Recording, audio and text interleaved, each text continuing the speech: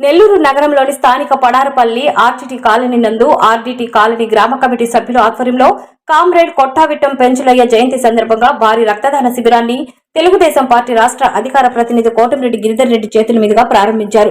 ఈ సందర్భంగా RTT colony గ్రామ కమిటీ సభ్యులు, గ్రామ సభ్యులు అధిక సంఖ్యలో పాల్గొని రక్తదాన శిబిరంలో పాల్గొన్నారు. ఈ సందర్భంగా వారు మాట్లాడుతూ గ్రామ ప్రజల కోసం పాటుపడిన కామ్రేడ్ పెంచులయ్య ఆశయాల కోసం పాటుపడతామని తెలియజేశారు. ఈ కార్యక్రమంలో స్థానిక ఆర్టీటీ కాలనీ ప్రజలు, మహిళలు, స్థానికులు అధిక సంఖ్యలో పాల్గొన్నారు.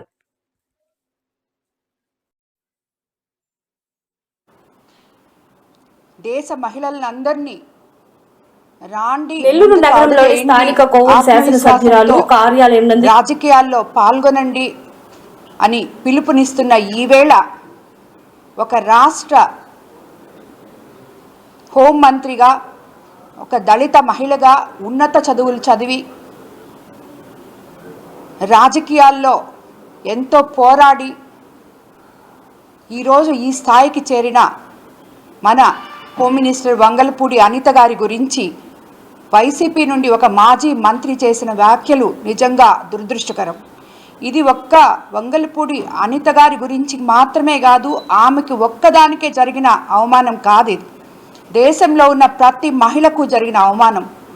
ఇలాగా ఎన్ని రోజులు, ఎన్నిసార్లు మీరు మహిళల్ని కించపరుస్తూ మాట్లాడుతున్నారో ఒక్కసారి వైసీపీ నాయకులు తెలుసుకోవాలని నేను కోరుకుంటున్నాను. ఎందుకంటే మీకు ఎప్పుడు అవతలి వ్యక్తుల్ని ఎదుర్కొనే శక్తి చచ్చిపోతుందో అప్పుడు వాళ్ళని ఎదుర్కోలేక వాళ్ళ వ్యక్తిగత విషయాల్లో, లేకపోతే వాళ్ళ మేకప్ల గురించి, చీరల గురించి, లేదు వ్యక్తిగత హననం గురించి ఇవన్నీ చేయాల్సిన అవసరం ఏ రాజకీయ నాయకుడికి ఉండకూడదు. ఎందుకంటే ప్రతి ఒక్క రాజకీయ నాయకుడు నువ్వు రాజకీయాల్లోకి వచ్చేటప్పుడు మొదట నీ తల్లికి కాళ్ళకి నమస్కారం చేసి బయటకు వస్తావు. ఒక పదవి నీకు వచ్చినప్పుడు అటువంటి తల్లిని నీ పక్కన పెట్టుకొని, అలాగే భార్యని పక్కన పెట్టుకొని, చెల్లిని పక్కన పెట్టుకొని, కూతుర్ని పక్కన పెట్టుకొని ఎదుటి కుటుంబ స్త్రీల గురించి, మహిళల గురించి మీరు ఈ మాదిర విచ్చలవిడిగా కామెంట్ చేయడం అనేది నిజంగా అది హర్షణీయం కాదు. ఇది ఎన్నోసార్లు చెప్పాం. ఇంతెందుకు, నా గురించి నన్ను ఎదుర్కోలేక ఇక్కడ మన నెల్లూరు జిల్లాలో కోవూరు కాన్స్టిట్యున్సీలో 6 సార్లు ఎమ్మెల్యేగా నిలిచి, నాది పెద్ద కుటుంబం, గొప్ప కుటుంబం నుంచి నేను పుట్టాను, నాది ఆ రక్తం ఈ రక్తం అని చెప్పుకునే ఇక్కడి నాయకులు కానీ, అంటే వైసీపీ నాయకులకి జిల్లాలు, రాష్ట్రము ఏది వాళ్ళకి ఏది అక్కర్లేదు. ప్రతి ఒక్కరూ ఇదే పందాలో మాట్లాడుతున్నారు. వీళ్ళు ఈరోజు ఇలా మాట్లాడుతుంటే వీళ్ళ నాయకులు దీన్ని ఖండించకుండా వాళ్ళని ప్రోత్సహిస్తున్నారని చెప్పి నేను చెప్తున్నాను. ఈ మాదిరి ఎంతమంది మహిళల్ని మీరు అవమానపరిచి వాళ్ళ ఆత్మ గౌరవాన్ని, ఆత్మవిశ్వాసాన్ని దెబ్బతీయాలని చూస్తున్నారు. ఇది కరెక్ట్ కాదు, పద్ధతి కాదు. మీరు పద్ధతి మార్చుకోవాలి. ఎవరి ఆత్మవిశ్వాసం కూడా మీరు దెబ్బతీయలేరు. మీరు ఎవరికన్నా అలా చెయ్యాలి అంటే వాళ్ళు ఒక బంతి బౌన్స్ ఎట్లా మీరు అణగదొక్కాలని చూస్తున్నారో వాళ్ళు 10 సార్లు పైకి లేస్తారు. అది గుర్తుపెట్టుకోండి. ఒక పక్క రాజకీయ నాయకులు, మన నాయకులందరూ మోడీ గారు కానీ, చంద్రబాబు నాయుడు గారు కానీ రాండి ముందుకి మహిళలను కదిలి వాళ్ళు పిలుస్తుంటే, మీలాంటి నాయకులు ఎల్లండి వెనక్కని 4 అడుగులు వెనక్కి మేము వేసే విధంగా మీరు మాట్లాడుతున్నారని మీరు అనుకుంటున్నారు. అది కరెక్ట్ కాదు. మీరు వెనక్కి మమ్మల్ని తోసే కొంది ముందుకి ఇంకొక 10 అడుగులు వేసుకుంటూ ముందుకు వస్తాం.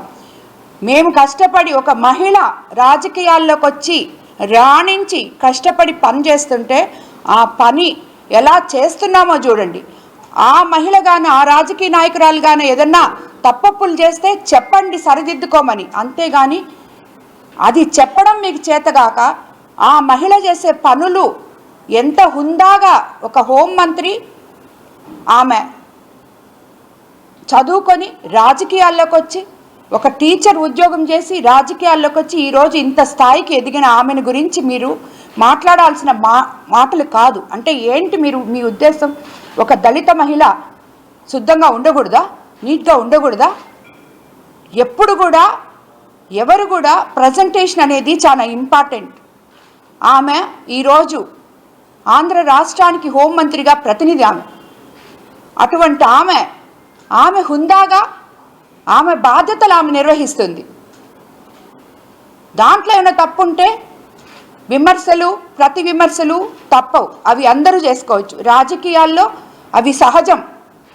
ఎవరు తప్పు చేసినా అవతలి వాళ్ళు విమర్శించే హక్కు ఉంటుంది. కానీ మా సొంత విషయాల్లోకి రాకండి. ఒక్కసారి ఒక మహిళ గురించి నోరెత్తి ఏ రాజకీయ నాయకుడైనా మాట్లాడేటప్పుడు, విమర్శించేటప్పుడు ఒక్కసారి మీ ఇంటిని గుర్తు చేసుకోండి. మీ ఇంట్లో ఎవరున్నారో గుర్తు చేసుకోండి. ఎందుకంటే ఈరోజు 33% అని ప్రతి ఇంటి నుంచి మహిళ బయటకు వస్తుంది రాజకీయాల్లోకి. ఈరోజు మేము వచ్చాం, రేపు నీ బిడ్డలు రావచ్చు, నీ భార్య రావచ్చు.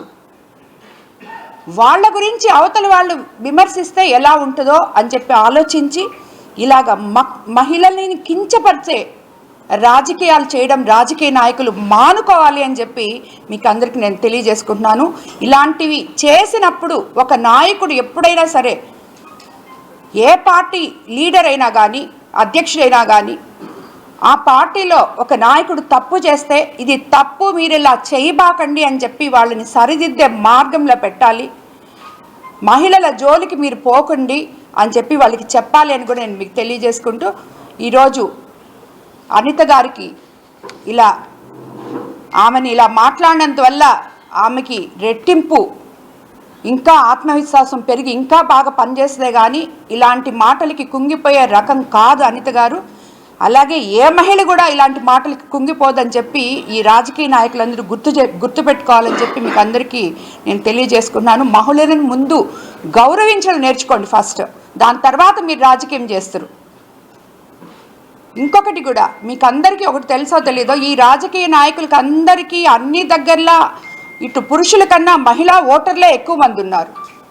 ఏ రోజైతే రాజకీయ నాయకుడు ఒక మహిళను గురించి ఇలా మాట్లాడతారో ఆ కాన్స్టిట్యున్సీలో ఉన్న మహిళలందరూ మీకు వ్యతిరేకమై ఓటుగానే వేయకుండా వాళ్ళని ఓడిస్తే తిరిగి మళ్ళీ ఏ రాజకీయ నాయకుడు ఇలాంటి ధైర్యం చేయడు, మహిళల గురించి మాట్లాడే ధైర్యం చేయడు.